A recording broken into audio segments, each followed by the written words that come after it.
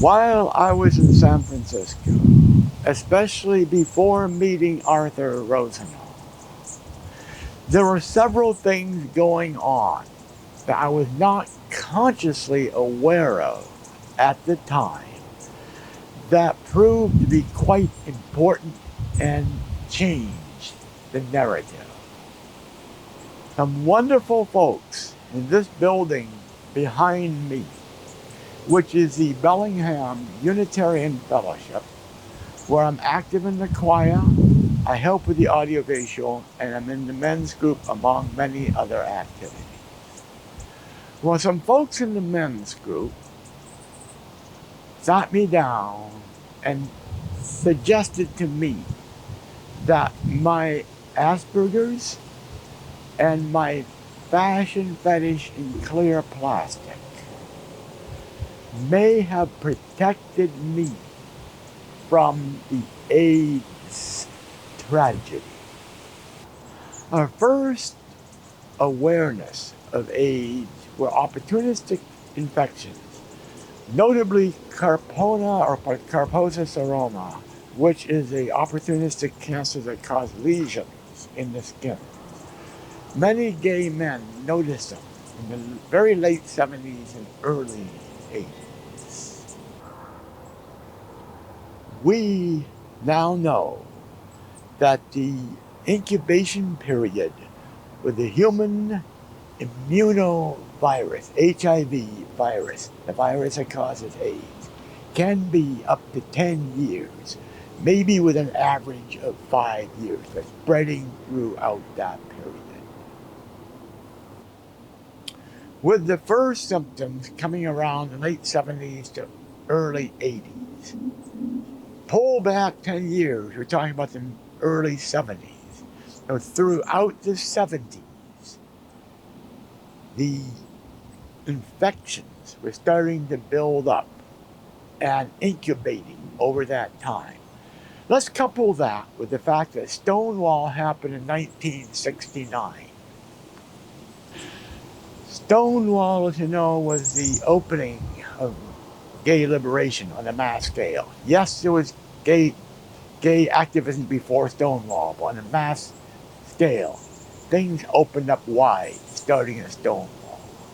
With the repressions imposed upon us by society, starting to ease, starting at Stonewall, we celebrated. Many of us celebrated by having sex, by having lots of sex. The barn doors were open wide, and we rushed through, or many of us rushed through. In college, I became more aware of myself and came out to myself, and I came out to my parents, and they were still loving, but let's not dwell too much in that. Worcester and Worcester Polytechnic Institute were a desert for gay life. Boston was a different story. I started to come to being in Boston and started to notice things. Conversations became more shallow. The focus was, let's get in bed and have sex. I did. I had some sex. I went to the bathhouses. But because of my Asperger's, I was allowed to see things much more holistically than just what was going on right in front of me.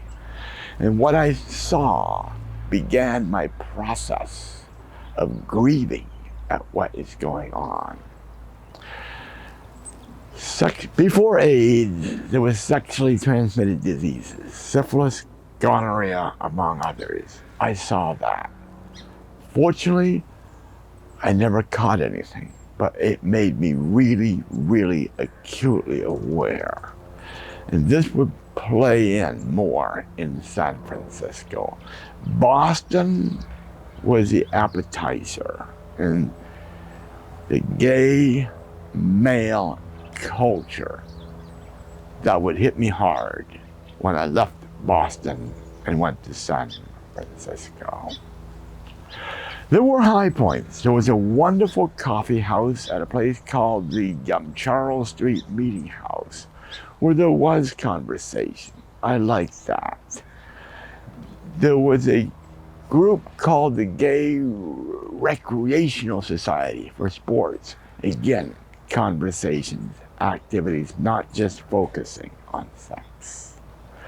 That was fine, but once again, nothing prepared me for San Francisco. When I arrived in San Francisco, the shock arrived in me. Compared to Boston and the leisurely life in Boston's gay community, San Francisco was a fast spinning carousel. Imagine being a young child trying to climb on the merry-go-round or the carousel, and you're trying to grab the brass rail and climb onto the deck. Well, oftentimes I could not reach the rail. It was moving so fast. The conformity to materialism, beauty, and youth is what struck me so hard that much of the time I was crying. If I am not wearing tight blue jeans, tight t-shirt with bulging muscles, I am clearly out of the game. You know, maybe I really wanted to be out of the game. I really started to ostracize them as well as them ostracizing me because of the differences. The lack of conversation, serious conversation, is very, very profound. When I enter the social hall here after the service, the lively conversations that gently massages my ears is what gives me the warmth in my heart. The lack of that lively conversation and reaching into the hearts of others and them reaching the hearts of me during the scene in San Francisco is one of the many things that makes me cry. And the sex. I cannot mention the details. Yes, we are on a family-friendly TV channel. We are also on family-friendly social media, so let's leave the details out and up to your imagination. What I saw makes me cry from within my heart and shed tears faster than the mighty Niagara Falls. Well, as you know, I was ostracized, both by myself and others who did not want me to be there, from much of that activity. Fortunately, Arthur was also ostracized, both of himself and by the community, because he had Asperger's, although he did not have the fetish in clear plastic, as I did. But he was still separated from that activity. So with the help of these folks here, I realized that I was gifted a bridge over troubled water. The troubled water with the AIDS tragedy. Knowing all this, perhaps I should be thankful that I was ostracized and given a life.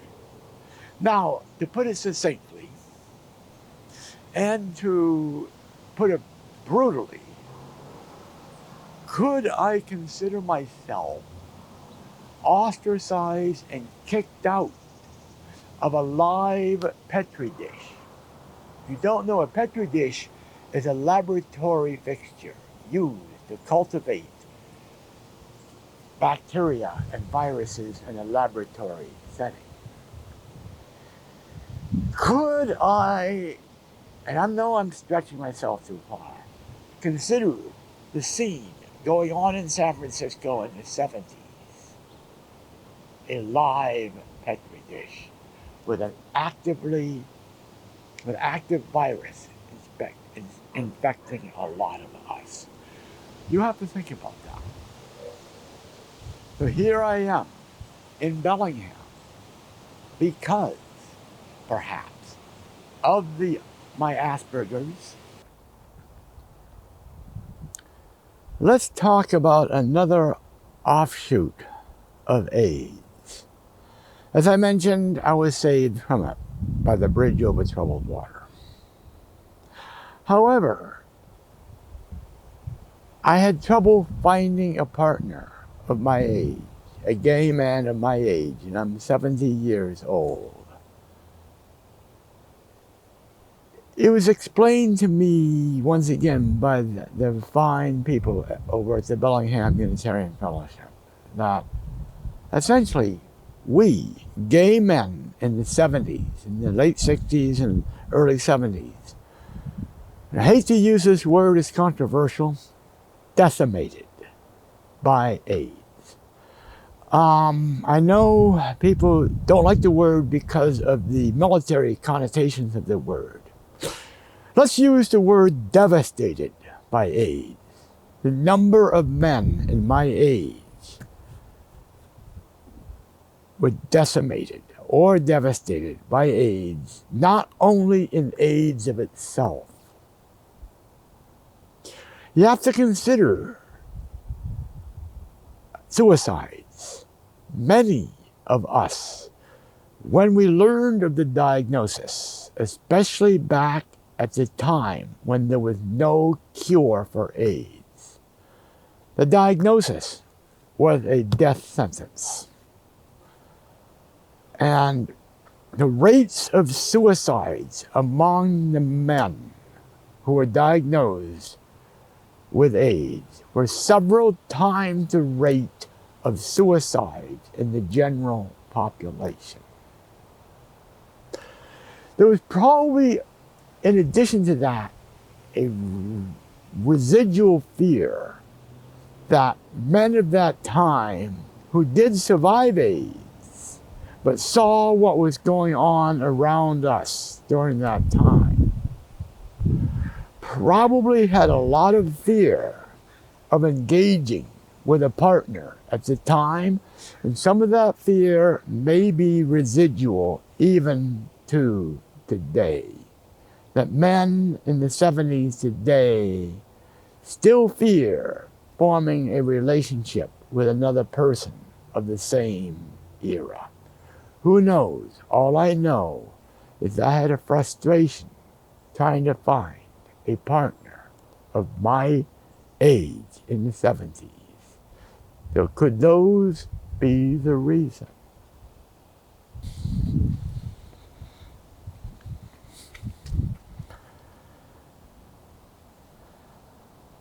I have realized that because of the decimation or devastation imposed upon men of my age due to AIDS, and because of my Asperger's and everything else, that it may well be very hard, if not impossible, to find a suitable partner. So I've changed my whole approach. Let's consider this whole beautiful old little town of Bellingham and our wonderful people to be my boyfriend, to be my partner. Let my love, as well as the love from Arthur, from the cosmos above, that comes down upon me, take that love and gift it to you all here in old little town of Bellingham. Through my dancing, my presence, and my joy, let my love to you be fulfilling to you as my boyfriend, my husband, my partner, my wife, my spouse, my whatever. May our love shine to all Let the colors of our love be the rainbow that shines into our hearts.